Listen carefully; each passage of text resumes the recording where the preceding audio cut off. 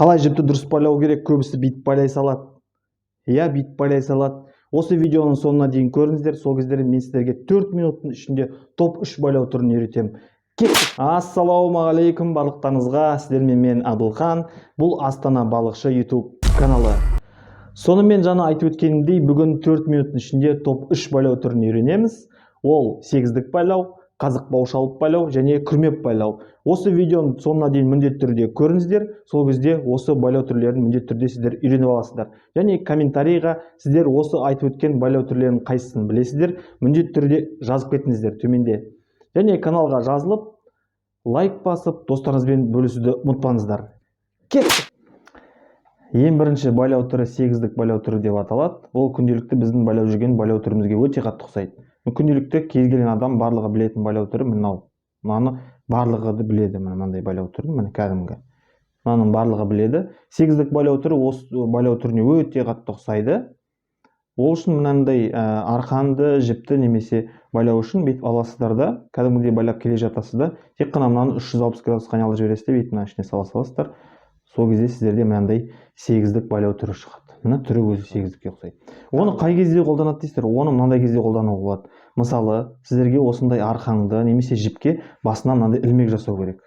Мынандай ілмек жасау керек болса, сол кезде сіздер сегіздік байлаумен байласаңыздар болады. Ол үшін жіптің бір ұшын біз оң қолымызға аламыз да бүйтіп бүктейміз. Мынандай бізде басында ілмек шығады. Сол мына жерін біз сегіздік байлаумен байлай саламыз. Мына алып келеміз де былай. Мынаны 360 градусқа айналдырып жібереміз де астынан бүйтіп өткізе саламыз. Мінекей байланды. Мынандай бізде ілмек шықты. Сонымен сегіздік байлау қандай кезде керек болуы мүмкін? Тағы да айтып кетейін сіздерге. Мысалы, мынандай екі арқан бар сізде, сізге бірақ ұзын арқан керек. Оны сіздер бір-біріне жалғайсыздар. Мысалы, бүйтіп мынаны байлап жалғайтын болсақ, ол шегеленіп қалады. Оны кесу керек болады. Ол бізге ондай керек емес. Ол үшін біз аламыз да арқан екі ұшына мынандай сегіздік, бір ұшына мынандай сегіздік, бір ұшына мынандай сегіздік байлаумен ілгек жасап байлап аламыз. Мысалы, мынау беріктің арқаны, мынау серіктің арқаны. Оны екеуіне бір-біріне қайтарып беру керек. Біз бірақ маған ұзын арқан керек. Ол үшін мен аламын да, мынадан бүйтіп өткіземін де, бір жағынан бүйтіп өткіземін де, мынаны былай өткіземін де, былай арқанды бір-біріне жалғап аламын. Міне, мынандай арқан шығады сонда, ұзын арқан. Керегімен қолданып, болғаннан кейін, ең еш қиындықсыз мынаны шеше саламын да, мә берік, мә серік деп өздеріне бере саламын. Осындай кезде қолдануға болады сегіздік байлауды. Сонымен келесі байлау түрі қазық бау шалып байлау түрі деп аталады. Ол үшін мынандай жіпті аламыз, немесе арқан болуы мүмкін, білмеймін, кез келген жіпке ұқсас нәрсе. Соны байлау керек. Ол үшін оң қолымызға қысқа бір ұшын аламыз, қысқа жағын, сол қолымызға ұзын жағын аламыз да, бүйтіп саламыз керек жерге. Бұл бір нәрсені қатты тартып байлаған кезде көп қолданылады. Біз саламыз да, мынаны бір айналдырамыз, мына сол қолымызға мына жағын ұстап тұрамыз да, айналдырып келген кезде мына жіптің ұшын мына ішіне салып жібереміз, бер жаққа қарай, мына ұстап тұрған жерге. Сосын кейін бүйтіп тартып қаламыз. Тартып қаламыз да, бізде сонда мынандай байлау түрі шығады, мінекей. Бұл қазық бау шалып байлау түрі деп аталады. Тартып қатты қысқанға өте керемет, жақсы ұстайды, мінекей. Тағы да бір көрсетейін, қиын ештемесі жоқ. Бұны көбінесе мал шаруашылығында, мысалы, қой сойған кезде, қойдың аяғын байлаған кезде осылай байлайды көбінесе. Мысалы, алдыңыздар, 4 аяғын байлап жатсыздар, қысып, жіпті астынан өткізіп алдыңыздар, міне қолыңызды бүйтіп ұстап тұрсыздар. Мынаны бір айналдырып келесіздер. Мынау астынан келеді, мына жіп астынан келеді де, мына жерге салып жібересіздер. Сосын бүйтіп тартып қаласыздар. Сол кезде мынандай байлау түрі шығады. Бұл өте керемет, өте қатты ұстайды. Егер қорықсаңыздар, мына жерден тағы бір бүйтіп контрольный дейміз бе, байлап жіберсеңіздер болады. Міне, болды ма, ешқайда жібермейді, өте қатты мықты. Сонымен келесі байлау түрін үйретпестен бұрын сіздерге бір қысқаша бір қызық ақпарат айтып кетейін. Мен сегіздік байлау деген байлау түрін TikTokқа салған болатынмын. TikTokта 191 мың қаралым жинаған, өте керемет. Соның ішінде көбі бұл байлау түрі қызық емес, бұны қай жерде қолданасың, бұл не үшін керек деп көбі жазды. Және көбі комментарийда күрмеп байлау түріне жететін түрі жоқ деп жазды. Мына жерде қарап отырсаңыздар, комментарийдің көбі сол күрмеп байлау туралы айтсаңыз деп айтты. Мінекей менің TikTok'ым бар, Абылхан балықшы деп аталады. Жазылып кетсеңіздер болады. Мына жерде мына видео, мына. Осы видео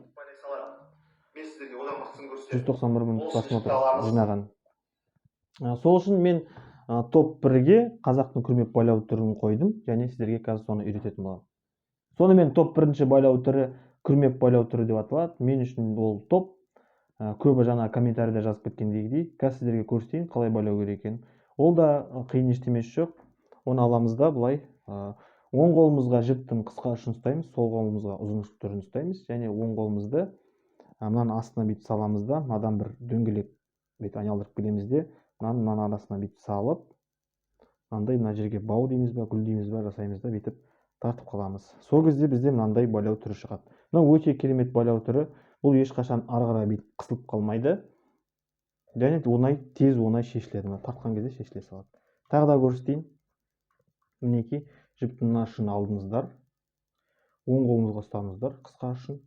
Және сол қолыңызға мына ұшын ұстаңыздар. Астына бүйтіп саласыздар да, бүйтіп бір айналдырасыздар. Сосын мынандай дөңгелек пайда болған кезде ішіне мынаны сол қолыңызбен қысқа ұшын ұстайсыздар, жаңа оң қолыңызбен мынаны ұстайсыздар, бүйтіп тартып қаласыздар. Мынандай дөңгелек пайда болады. Соның ішіне мынаны бүйтіп бау қылып немесе осылай тартып қаласыздар.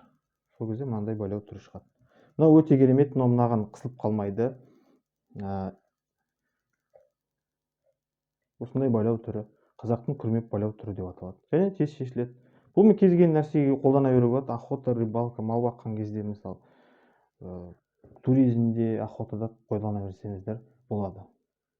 Сонымен сіздерге мен жаңа айтып өткенімдей 4 минуттың ішінде топ 3 байлау түрін үйреттім. Сіздерге қай байлау түрі ұнады, соны комментарийде міндетті түрде жазып жіберіңіздер. Ол күрмеп байлау, сегіздік байлау және қазық шалып байлау деп аталады. Сіздерге бір қызық ақпарат айтып кетейін. Бұл күрмеп байлау туралы мен балыққа барған кезде бір сондай қатты боран кезінде болды, және мен қарға кәдімгідей кіріп кеткен болатын. Және айдалада ешкім жоқ, бір машина өтіп бара жатыр екен, тоқтады да айтты, не істейміз деп. Мен айттым, мынау шықпай жатыр, тартып жібересіз ба? Иә, тартып жіберейін дейді. Сосын мен айттым, менде трош ештеме жоқ дейді. Ой, сіздерге лайфхак, балыққа барсаңыздар, айтпақшы, арқан немесе трос міндетті түрде болсын сіздерде. Күректей болсын, қыстыгүні баратын болсаңыздар. Менде сол кезде болмаған, өкінішке орай. Сосын басқа машинаны тоқтаттық, ол арқан алып шықты. Маған айтады, байлау білесің бе? Иә, байлау білемін, бардым да, күрмеп байладым да, тартып қалдым. Сол кезде ана жігіт келді.